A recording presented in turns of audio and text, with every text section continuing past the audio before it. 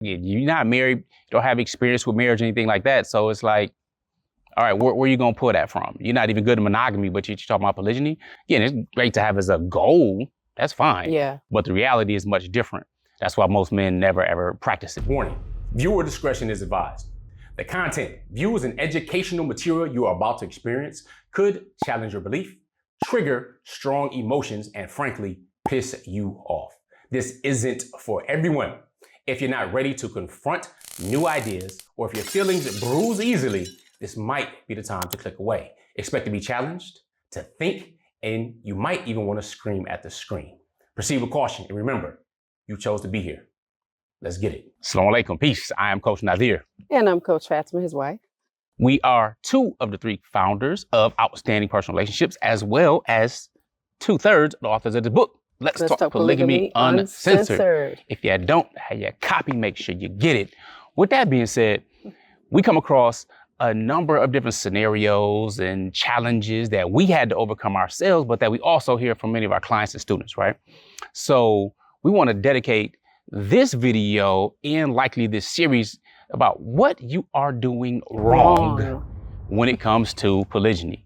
Now, we use the words polygyny and polygamy interchangeably. We know exactly what they mean. Polygamy simply means a spouse who has multiple spouses, whereas polygyny means a husband who has multiple wives. And that's what we're on and what we do and practice. So don't get confused. And yes, we are pronouncing it correctly. However, I'm going to hand the baton to my wife, Coach Fatimah, to start. Now, if you don't have someone to take notes with, I strongly suggest you do so. Yes. So this topic in this series of what you're doing wrong, initial marriage edition, we're going to talk about communication. I'm going to start by talking about how I didn't communicate about polygyny because I had a few issues. Now, I'm Muslim, so that wasn't the issue of it being okay with me because we don't cherry pick. Oh, I like this in Islam, I like that, but I don't like polygyny. Moving on, we don't do that, right? However, I had a few problems.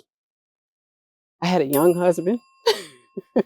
I had a husband that was good looking and a problem, and he applied pressure because not only what made him attractive to me, first and foremost, I mean, I was a hormonal teenager, so the obvious made me attracted to him. But later on, as I got to know him, I found out that he was really smart and he was very brave.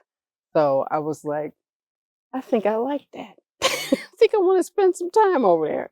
And I had no idea when I met him. I met him when he was 14, so I had no idea. However, because of that history, right, what I did was the wrong thing, which is what I'm going to share with you and probably not the guys. I'm going to share this with the women because this is usually our problem with polygyny is that we don't want to bring it up. We don't bring it up because if we don't bring it up, he won't bring it up and he won't ever think about it. That's the lie we tell ourselves. That's the lie we tell ourselves because our lack of communication is going to get in the way of our healing once it does happen. So accountability is major. So I had to sit there and go, you know what, Fatimah, let's point one of them fingers back here because what I did wrong is that I didn't bring it up and I waited. Had I brought it up sooner, then the transition or the conversation and then the transition into polygyny wouldn't have been as painful. I'm here to tell you with all confidence, because I know me and when we know ourselves, we know our crap. So I knew that what I'll practice, which is this really great idea to do, is absolute complete avoidance. I won't talk about it. And once he gets in it, I'm thinking, and that'll be a long time ago. Later, later sped up real fast. So what I did was I said, well, avoid everything surrounding it. And I ain't got to worry about the pain of it. That's logical to me. And it wasn't. It wasn't rational. It wasn't practical. It wasn't sustainable. And what I ended up doing, I ended up shutting down my husband's voice because I'm like, this is how this is going to go. And he didn't agree to none of that. He didn't say that. He didn't agree to it. And it was really harmful. So this is a self-inflicted wound that a lot of women create by not communicating at all. That's definitely an important way to look at it, because similarly, when it comes to polygyny, generally speaking, I get people, and we get them all the time, like, well, you should talk about everything before marriage. Here's the facts. You don't know necessarily before marriage. Not every man knows before marriage. Not every man generally knows, any straight man knows they likes women, plural, all right? So with that being said, polygyny sounds great. It sounds taboo. There are jokes about it with men, or they hush about it, talking around their wives who are jealous or what have you. But having a respectable, decent conversation about it is important. Here's why. If you know this before marriage, of course, you should bring it up. The people that generally know it before marriage are those who've already been married, and either it hasn't worked out or they've learned in marriage that that's what they desire. Because again, you're not married, you don't have experience with marriage or anything like that. So it's like, all right, where are you going to pull that from? You're not even good at monogamy, but you're talking about polygyny. Again, it's great to have as a goal. That's fine. Yeah. But the reality is much different. That's why most men never, ever practice it. All right. So communication. One is to have that conversation, find out who you married. All right. It's funny because there are different exercises that men are being told now to really try to find out who they married. Many men married inexperienced, or may have married young. They don't know. So some are being told, listen, this is what you should do. Take off 3 weeks from your job. If you work a job, take off 3 to 4 weeks. All right. Take whatever Family Medical Leave Act, or if you have some personal time off, take it off, and then they say, let your wife know you've been laid off. You don't have it, and stay around the house and try to do some things or what have you, and see how she begins to treat you. See if things change. All right. So I don't necessarily agree with that. I get what they're trying to get to, but those are just different exercises to actually test to find out who you're married to. One of the other tests is actually having the ability to converse when it comes to polygyny. All right. Now, that generally lies in the man's hands, because he's going to be the one practicing polygyny. My wife does not practice it. I practice. I'm married to multiple wives. So it's not necessarily on her. It doesn't preclude her or exclude her from ever bringing the decision forth. Now, here's the thing about communication. Many times we think that communication or delaying it is providing compassion, when in reality is providing confusion. Because if you reach a point where you want to practice polygyny, or you want to expand your family, right, then that communication helps provide clarity. Clarity is either going to let you know if you have cooperation or you don't. But if you delay it, that's just going to cause confusion, because you're not going to feel good with yourself. And most men generally prefer and expect as a value respect.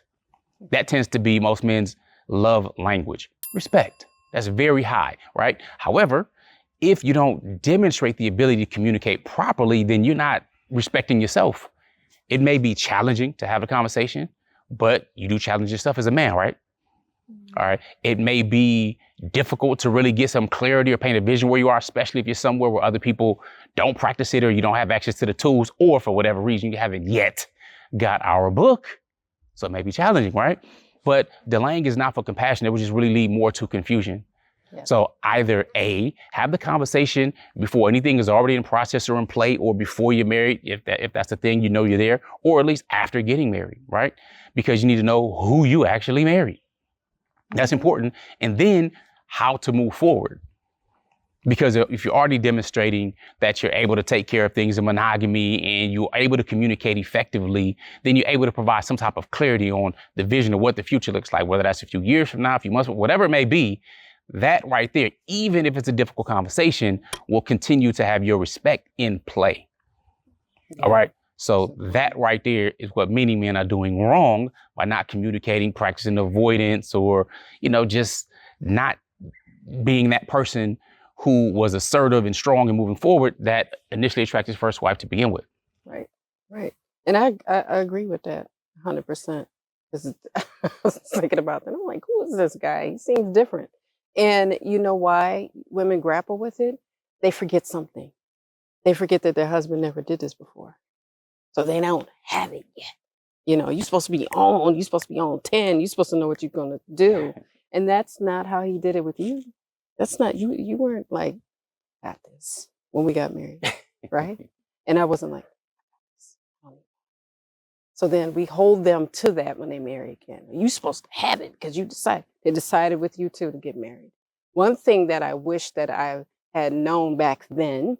Not to reinvent the wheel, but something that is so important to me now and I value is, and this is something very new, is sympathetic silence. Sympathetic silence is when our husbands are talking to us about something that's difficult, something that they might not have decided on doing or need help with, because they need help sometimes. They need help. So they're not going to come up to us and go, you know what, I really need your help today. They're not going to do that, right? Because they're men, but it's there.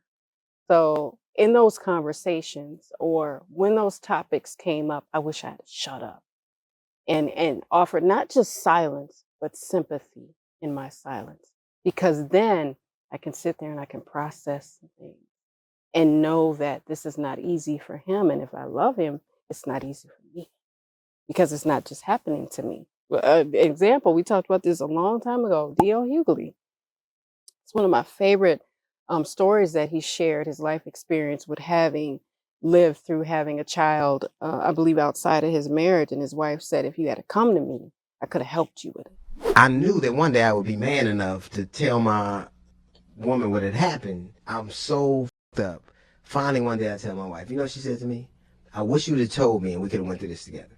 It wasn't that he was crying and he was upset. That was a heart softener for me. However, it was the response of his wife. She didn't say, oh, you should have told me, and I can't believe you did this to us and you broke us with that.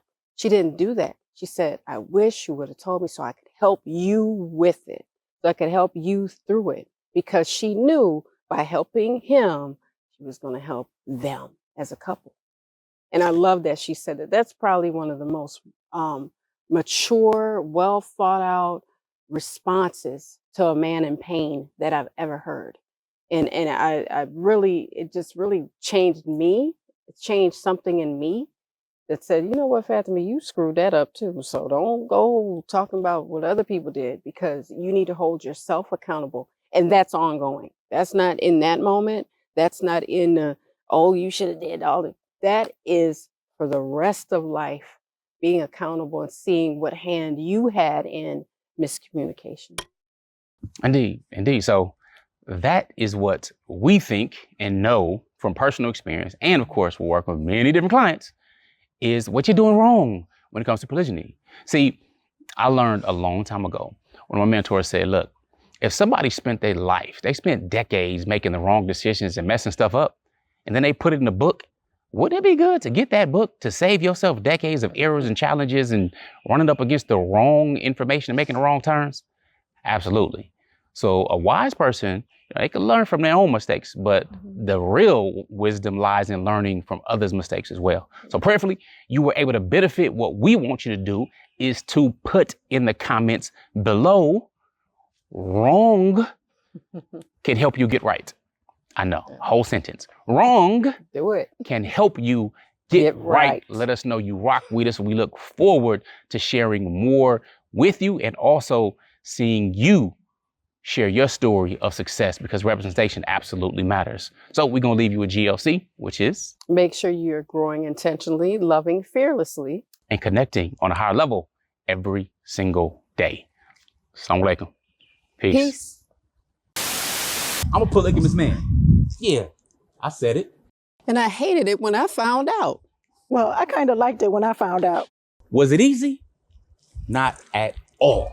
However, if you want to practice polygamy without destroying your family, make sure you grab our book. It's been called The Blueprint to Polygamy. The link is in the description.